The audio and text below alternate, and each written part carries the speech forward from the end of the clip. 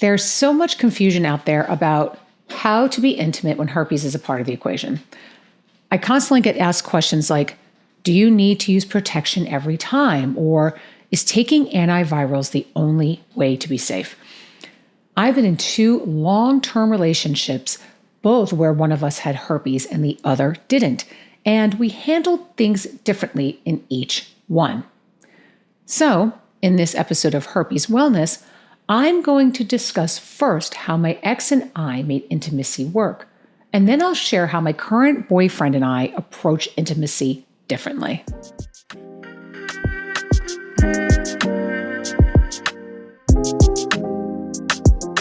Hi, I'm Kat Dupree, and I help people to navigate life with herpes. And for those that are new here, I want to welcome you. And for those that are returning, welcome back. I am so thankful to have all of you here with me today. Here at Herpes Wellness, we provide education, support, and empowerment for those living with herpes. And if you don't have herpes and you're just looking for more information, we're here to help you too. So here's the deal. I've been on both sides of this. In my previous relationship, my partner disclosed to me from the very beginning that he had herpes. And yeah, I must admit, I was taken aback at first, but after talking through it and asking questions and hearing about his experience, I decided that herpes wasn't a factor to being in a relationship with him. That said, when it came to intimacy, we followed what I call the symptom method. There were no barriers, there were no antivirals, just open communication and awareness. And even though the transmission rate from male to female without protection is somewhere between 3 and 10%, I did feel comfortable going this route because his outbreaks were so few and far between. Literally, in the 10 years I was with him, he rarely had any outbreaks. And if he ever felt one coming on, he let me know right away. And then we would hit the pause button. That's just what we did, and we made that decision together. And during our entire relationship, I never had a single symptom. I actually experienced my first outbreak after we broke up, and I was going through a very stressful time in my life. Now, whether I was exposed while we were together and I was just asymptomatic the entire time, and too much stress was the ultimate trigger, I'll never really know. His outbreaks were so rare, it was like he almost didn't have herpes at all, so it never crossed my mind to get tested while we were together. Now, fast forward to today with my current boyfriend who doesn't have genital herpes. After I disclosed, he took time to do his own research and asked questions, just like I did with my previous partner. Then we agreed on a different approach. I take antivirals daily because that's what feels right for us.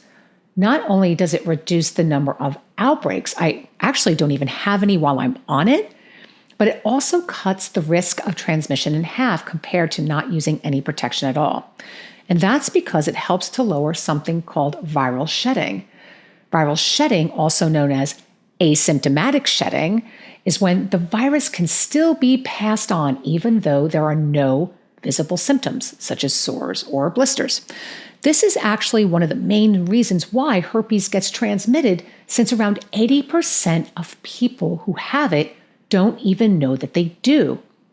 Now, there are times I like to give my body a break from antivirals because I like to clean my system out, and that's when I turn to supplements to manage my symptoms. However, I found that they don't offer the same level of protection as antivirals. So when I take a break, I let my partner know when we hit pause during that time. Typically, when I stop taking antivirals, honestly, I have an outbreak anywhere from 7 to 10 days later. It's kind of a bummer.